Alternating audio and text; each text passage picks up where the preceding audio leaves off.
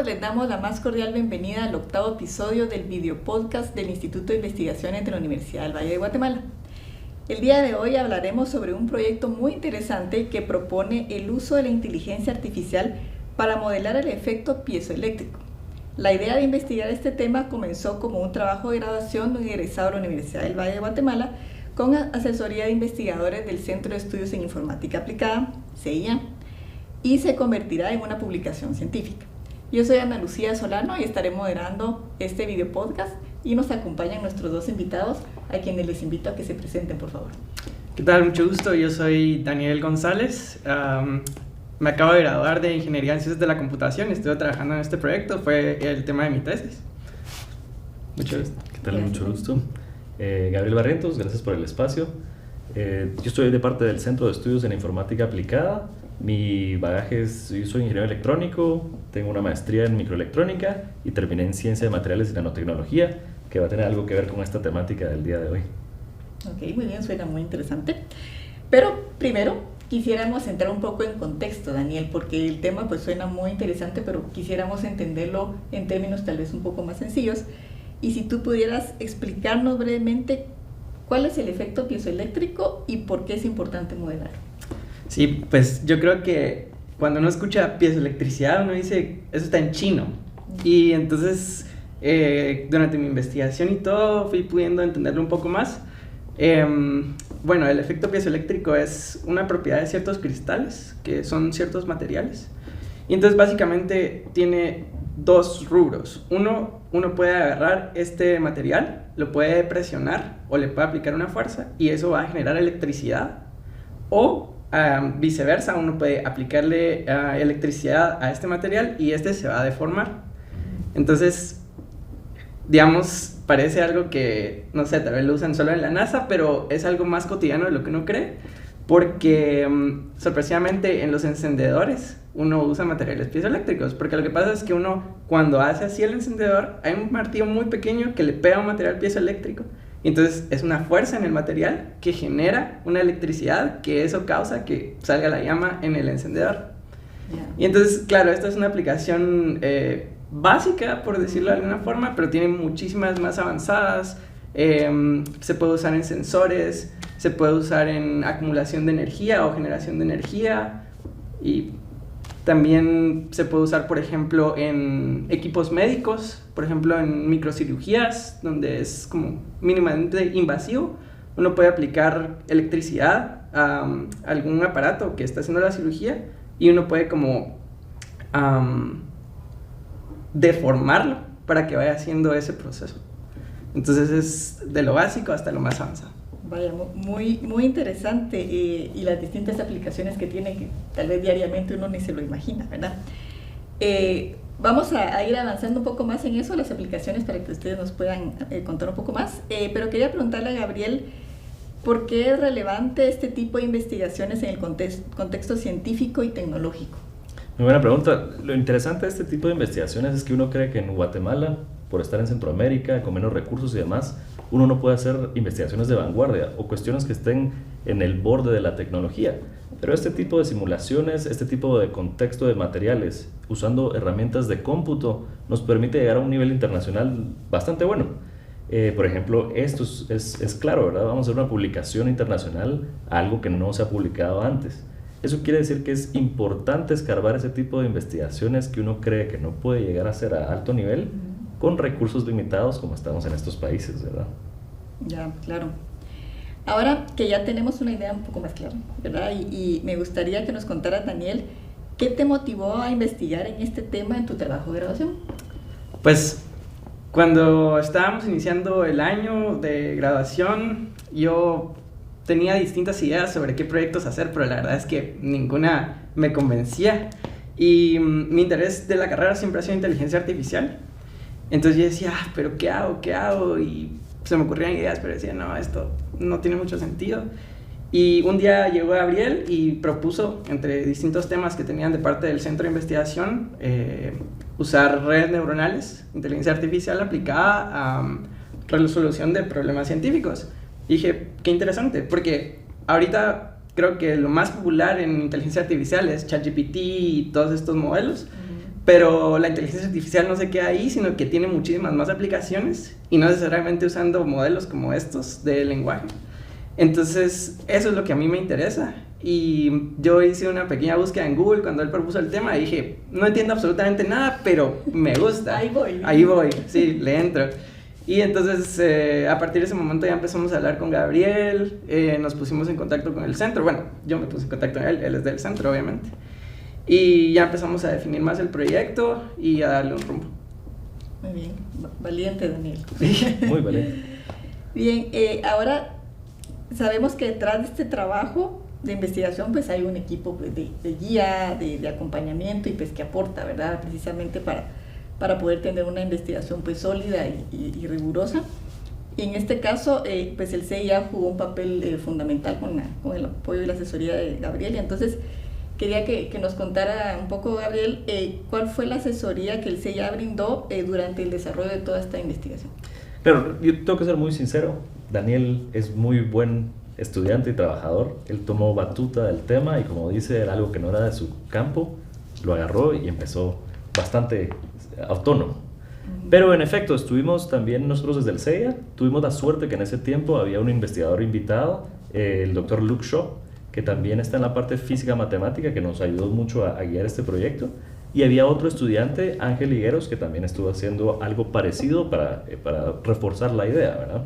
Entonces, al final de cuentas, fuimos un grupo de 2 investigadores y 2 estudiantes que pudimos desarrollar este tema poco a poco e ir guiándolos para que realmente integráramos la parte de inteligencia artificial a un mundo físico que es poco común hoy en día porque es muy, muy nuevo, ¿verdad? Entonces, esto además son redes neuronales informadas por la física, se llama la temática específica. Y es algo que no está muy estudiado por el momento, entonces fue muy interesante armar ese grupo. Ya veo. Y realmente, ¿cuál es como el producto de esto, digamos, de haber modulado o moderado la tecnología piezoeléctrica con IA? Pues uno de los productos principales es poder tener una publicación científica, ¿verdad? La intención de una publicación científica siempre es hacerse ver como un instituto de investigación en el mundo para poder seguir esa cadena, ese camino de investigación. Entonces, lo que estamos logrando aquí es probando que desde nuestra posición podemos hacer algo bastante importante y podemos ver cómo desarrollarlo y ojalá colaborar internacionalmente también, ¿verdad? Y añadiendo un poquito ahí, digamos, este modelo de redes neuronales es bastante nuevo, creo que empezó en 2019. Entonces, cabal, con lo que dice Gabriel, es como decir, ok, desde aquí también podemos hacer algo bastante avanzado, con algo muy reciente, y que sea aplicado a un problema nuevo, porque esa es una de las partes bonitas de este proyecto, que no es algo que ya está en internet y yo solo lo copié, sino que es aplicado a un problema totalmente nuevo, y que es, digamos, un pequeño pasito más allá en el entendimiento de estos modelos. Entonces, es decir, como nosotros también podemos. Ya, claro. Es valioso ver realmente cómo desde el CIA pues ustedes han apoyado a los estudiantes, a ambos, ¿verdad? Ángel, me dijo. Ángel, correcto, sí. Y Daniel, para que realicen sus investigaciones. También quisiéramos conocer, pues Daniel, el proceso de usted como investigador y como estudiante. ¿Qué desafíos se encontró durante este proceso, verdad? Y cómo se superaron. Sí, por supuesto, hubo muchos desafíos, creo yo. Tal vez el primero con el que me encontré fue que yo tenía que leer muchísimos artículos científicos, porque no es un tema que me encuentro en una búsqueda rápida de Google, en Wikipedia. Entonces tenía que entender cuál era el proceso de aplicar esta herramienta. Entonces, pues tenía que entender las bases. Luego tenía que entender en sí el efecto piezoeléctrico para poder usarlo en las redes neuronales. Y yo no soy físico. Yo estudié ingeniería en ciencias de la computación y es cierto que recibimos algunos cursos de física, pero esto era totalmente nuevo para mí. Entonces, al mismo tiempo que estaba investigando un poquito más de redes neuronales, tenía que entender esa física y luego pues ya juntar las dos. Y el proceso de aplicar las redes neuronales a la piezoelectricidad fue bastante difícil porque fueron muchísimas horas de estar sentado enfrente de una computadora esperando a que el modelo me diera algún resultado y muchas veces no me daba el resultado que yo esperaba. Entonces fue mucha paciencia, perseverancia, creatividad, tener nuevas ideas sobre qué podía funcionar, qué no podía funcionar. Y pues al final, pues creo que 2 semanas antes de entregar mi tesis funcionó. Fue así, me salvé. Y encima que me acaba de dar neumonía, entonces yo estaba así en otro mundo, ¿verdad? Pero igual tenía que seguir y al final pues sí lo pudimos hacer.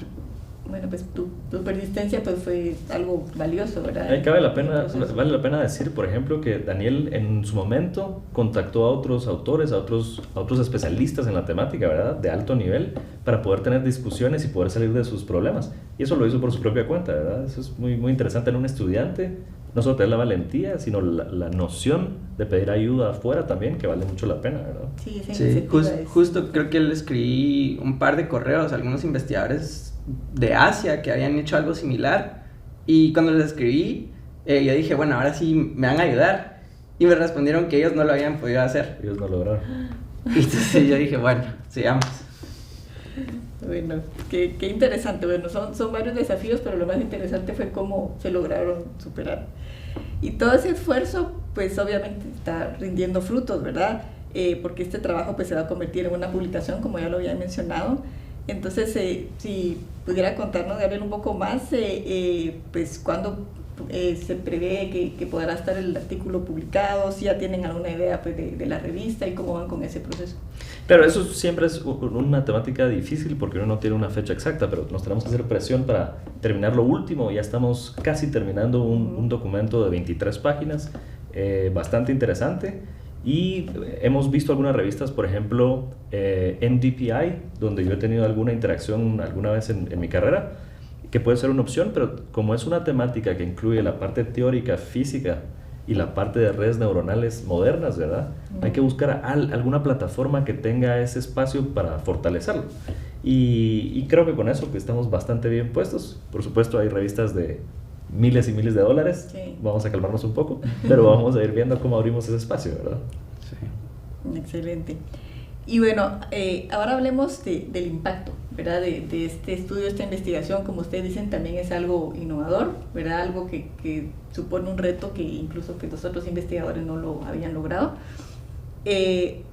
Más allá del aula y la publicación, Daniel, ¿qué aplicaciones crees que podría tener esta herramienta en el futuro? Sí, pues hemos estado conversando con Gabriel bastante. De hecho, desde que estábamos en la investigación conversamos bastante. Y la idea es empezar a usar este tipo de herramientas que involucran inteligencia artificial para lograr resolver problemas más complejos dentro de las ciencias. Entonces, por ejemplo, actualmente existe un software que te permite hacer simulaciones no solo de piezoelectricidad, sino que muchas más cosas como dinámica de fluidos. Que dinámica de fluidos, para un poco de contexto, es, por ejemplo, modelar el ala de un avión, qué sucede cuando el avión va volando, ¿verdad? Entonces, este software que menciono tiene un montón de aplicaciones y la idea es poder agarrar redes neuronales y todo, y también que tenga aplicación en un montón de áreas científicas. Entonces es empezar a desarrollar este tipo de herramientas para poder modelar, no sé, nuevos problemas, nuevos dispositivos piezoeléctricos que resuelvan otro tipo de, no sé, que tengan otro tipo de aplicaciones. Ese creo que es uno de los impactos más importantes que hemos hablado con Gabriel, más allá de en sí solo de lo teórico, ¿verdad? Tal vez vale la pena mencionar otra vez que la piezoelectricidad teóricamente es una cuestión compleja porque son dos materias diferentes, ¿verdad? Lo eléctrico y lo mecánico, pero tiene que haber una interacción entre ellas. Entonces, al Daniel resolver esta situación compleja, resolver otro tipo de problemas con temperatura y otras cosas de ese tipo es más sencillo. Entonces se puede pasar esto que aprendimos y pasarlo a otras físicas también. Ok, qué interesante. Bueno, tiene mucho potencial. Bueno, finalmente, Daniel, ¿qué consejo le darías a los estudiantes que están interesados en involucrarse en investigaciones de este tipo, que pues son retadoras, que son innovadoras, que como tú dices, tal vez al inicio puede que uno no se sienta preparado con todos los conocimientos, pero es algo nuevo que va a aportar, ¿verdad? Entonces, ¿qué mensaje les podría dar? Pues yo creo que lo más importante es no tener miedo. O bueno, tener miedo, pero hacer las cosas. Sí, exactamente, porque yo creo que en la investigación uno está en un mar bastante abierto, donde uno no tiene ninguna guía de cómo hacer las cosas, no es algo que alguien más haya hecho antes, no es algo que te vas a encontrar en Google, que te vas a encontrar un tutorial en YouTube de cómo hacerlo, ¿verdad? Entonces es solo entrarle y pues no tener miedo de los resultados, porque si funciona está bien, pero si no funciona también es un aporte que puedes tener. Digamos, si es una tesis, es un tiempo relativamente corto para hacer una investigación, pero creo que te puedes dedicar y tener avances importantes. Y definitivamente al final, ya sea que te salga o no, es bastante... uno se siente bastante bien consigo mismo, porque uno dice, me metí a esto y si te salió o no te salió, de todas maneras aprendiste un montón durante el proceso. Y creo que te puede ayudar luego en oportunidades internacionales. Por ejemplo, ya decir, ok, hice esta investigación, entonces si yo quiero luego aplicar algún programa de investigación, alguna maestría orientada a ciencias, ya puedo decir, ok, traigo esto, ¿verdad? Entonces, eso lo valoran bastante internacionalmente. Claro, esa experiencia, ¿verdad? Bien, pues les cuento que estamos llegando ya casi al final de este episodio, pero quisiera dejar este espacio para compartir si hay alguna reflexión adicional, ¿verdad?, que ustedes quisieran dejar a nuestra audiencia acerca de su investigación o de la investigación en general. Sí, por supuesto. Yo creo que es interesante decir que si existe bien una infraestructura de centros de investigación, no quiere decir que un estudiante que venga con una idea nueva no se pueda volver una investigación también, ¿verdad? Nosotros tenemos una guía, tenemos cierta expertise, pero estamos abiertos también a oír otro tipo de problemas, otro tipo de soluciones que se necesiten en la industria o en teoría y poder investigarlas también. Entonces, no dejen de acercarse a los centros para poder tener ese tipo de comunicación, y es esta interacción multidisciplinar y transdisciplinar que permite soluciones más grandes y mejor hechas. Yo creo que esos son los mejores equipos, ¿verdad? Sí, definitivamente. Hemos tenido también participación de practicantes de matemática, por ejemplo, que no es nuestra área específica, pero tienen un conocimiento grande que aportan a este tipo de problemas. Entonces yo creo que hay muchas cosas que se pueden hacer si tenemos esa comunicación entre todos como comunidad, ¿verdad? Excelente mensaje. Sí, yo quiero pues agradecer al Centro de Investigación, porque definitivamente me abrieron la puerta. No fue algo tan común en su momento, y tuve la oportunidad de pues estar contribuyendo con él, con Gabriel, que es doctor, ¿verdad? También este investigador externo, el doctor Luke Shaw, que le agradezco muchísimo porque él fue el que me ayudó a entender la física y a poder implementarla. Y bueno, también a mi compañero Ángel, que él también dio aportes bastante importantes en su momento. Y definitivamente fue una oportunidad y una experiencia muy bonita que agradezco mucho.